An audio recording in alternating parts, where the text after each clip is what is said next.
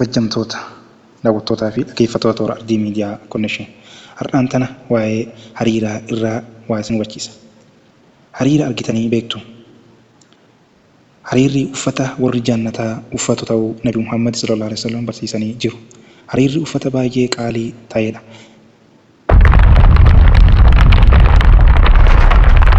Erga namee bal'inaan waa'ee huccuu qaalii ta'e kana ilaalluu na duukaa turaa hanga dhumaatti hordofaa. Oomishni hariiraa giddu galeessa Chaayinaa irraa kan jalqabe bara Niyooliitikii yoo ta'ellee dhuma irraa iddoowwan addunyaa birootti bal'atee oomishni raammoo hariiraa hanga daandii hariiraa yeroo tokkotti banamutti Chaayinaa keessatti kan daangeffame yoo ta'u kutaadhuma waggaa 1000ffaa dhaloota Kiristoos dura. Raammoon hariirri irraa oomishamu gosa hedduutu jira. Isaan keessaa kan bosonaa isa tokko. Gosoonni raammoo jirbii bosonaa hariiraa hedduu kanneen raammoo jirbii hariiraa Melbar irraa kan hafe katarpiloorotaan kan oomishaman yoo ta'u Chaayinaa, Eeshiyaa kibbaa fi Awurooppaa keessatti bara durii kaasee beekamaa fi uffatamaa turuun isaa ni yaadatama. Haa ta'u malee yeroo ammaa ergamaan keenya Nabii Muhammad alayhi salaatu wassalaam dhoowwamaa haraama akka ta'e barsiisanii jiru. Haa ta'u malee dubartootaaf immoo ni hayyamama. Hunda iskeeliin oomishaa hariiraa misoomee isaan kaan caalaa baay'ee xiqqaa ture. Kanaaf sababoonni hedduun jiru. Tokkoffaa halluu fi bifaan gosoota mana keessa jiran irraa kan adda ta'an waan ta'eef walfakkaataa hin qaban.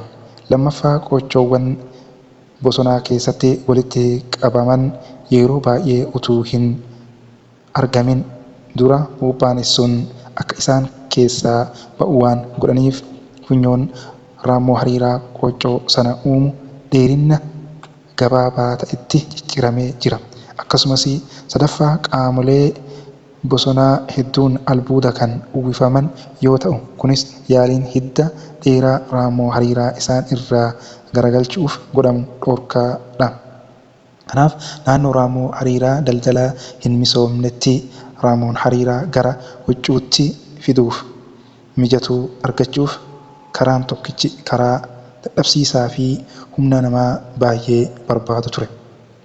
Caasaaleen raammoo jirbii hariiraa uumamaa tokko tokko osoo hin madaa'in yookiin hin naanneeffamin itti fayyadamaniiru.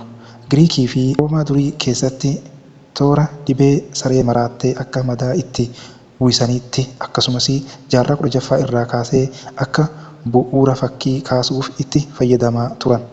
Koonyaa qaamolee qilxuu walitti maxxansuun impaayera Aseektik keessatti huccuu hojjechuuf ture.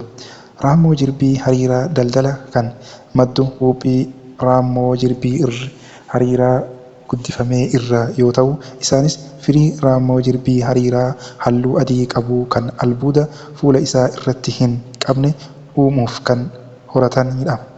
Buuphonni kun osoo raammoon ga'eessonni hin ba'in bishaan ho'aa keessatti cuuphuudhaan yookiin cirrachaan bocuudhaan ajjeefamu. Wantoonni kun hundinuu dandeettii jirbiin guutuun akka funyoo walitti fufiinsa qabu tokkotti akka hiikamuuf gumaacha kan godhan si'a ta'u kunis huccuu baay'ee cimaa ta'e raammoo jirbii hariiraa irraa akka hodhamu godha. Raammoon jirbii hariiraa bosonaas misoomee irraa argamu caalaa halluu itti gochuun rakkisaa ta'uu danda'a.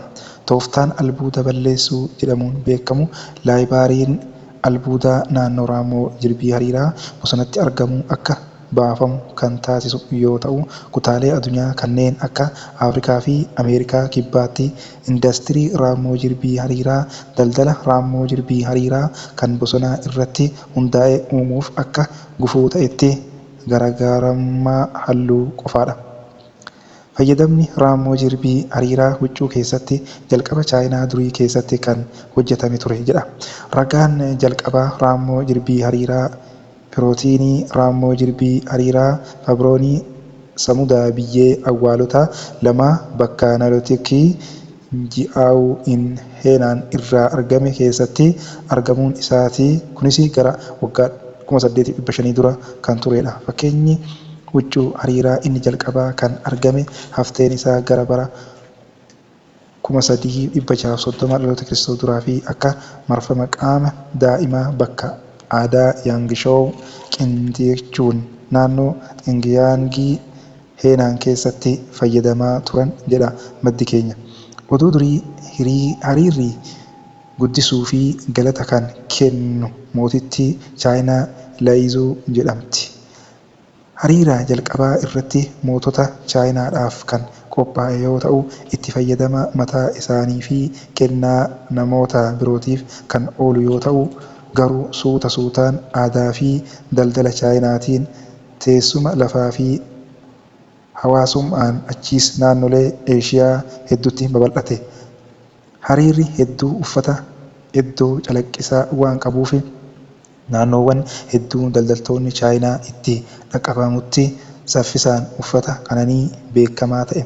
Hariirri barbaadota guddaa qaba ture. Akkasumas daldala idil addunyaa industirii duraa keessatti waan ijoo ta'ee ture. Hariirri akka fuula barreeffamaattis itti fayyadamaa turan. Keessumaa bara Warring States 475 hanga 221 dhaloota Kiristoos dura uffanni sun salphaa ture. Qilleensa jiidhaa naannoo Yaangizee keessaa kan dandamatu, qalama akka gaariitti kan xuuxuu fi barreeffamichaaf dubbee adii kan kennu ture. Ji'a Hagayyaa 2007 keessa arkeoloojistoonni huccuuwwan hariiraa walxaxaa ta'an hodhamaa fi halluu itti godhamee awwaala bulchiinsa Ji'aangixii keessatti argatan tilmaamaan waggaa 2500 dura sirna mootummaa Zaawuu Bahaa keessatti barreessitoonni seenaa dheeraa industirii huccuu bifaan Chaayinaa durii keessatti shakkan illee argannoon huccuuwwan hariiraa tooftaalee walxaxaa hodhuu fi halluu itti godhan fayyadamuun kun hariira Mawaangittii argannoo duraa jiranii fi hariira biroo bara bulchiinsa Han 202 hanga 220 dhaloota Kiristoos dura ta'aniif ragaa kallattii kenna. Hariirri boqonnaa Faanshaangizii Shuu Impaayera Han warra dhihaa dhaloota Kiristoos dura 202 hanga 209 irraa ibsame keessatti caqasameera. Galmee Impaayera Han Bahaa 25 hanga 220 dhaloota Kiristoos dura keessatti oomisha hariiraadhaaf kalandarii argamee jira. Hojiiwwan beekamoo biroo lamaan hariira Impaayera Han irraa dhufan irratti hojjetaman ni bade. Ragaan jalqabaa daldala hariiraa fageenya dheeraa rifeensa muumii Gibxii kan bara 21ffaa hanga 1070 dhaloota Kiristoos dura keessatti hariira argachuu isaati. Daldalli huccuu hariiraa hanga ardii xiqqaa Hindii, bahaa giddugaleessa Awurooppaa fi kaaba Afrikaa ga'e. Daldalli kun baay'ee bal'aa waan tureef karaan daldalaa guddaan Awurooppaa fi Eeshiyaa gidduu jiru daandii huccuu hariiraa jedhamuun beekamu jalqabame.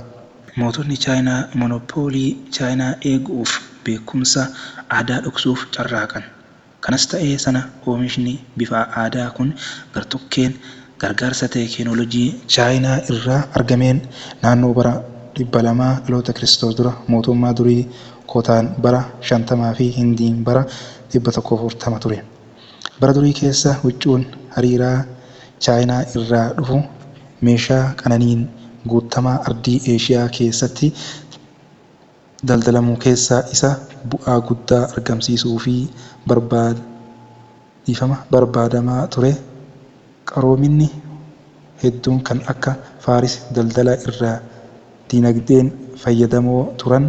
Qoricha aadaa Chaayinaa durii keessatti huccuu hariiraa akka madaatti maruu fi madaan sumturuu fi adeemsa cufamuu fayyisuu saffisiisuuf itti fayyadamaa turan. Uffanni madaa yeroo baay'ee hariira irraa kan hodhamu yoo ta'u, kunis akka shaakalaatti hawaasa jalqabaa hedduu keessatti baay'atee itti fayyadamaa turan jedhama. Daawwattootaa fi dhaggeeffattoota Abdii Miidiyaa Konnekshin waa'ee huccuu yookaan uffata hariiraa irratti kan qopheeffanne kanuma hanga oduuf odeeffannoo biraa qabannee dhiyaannutti nagaatti.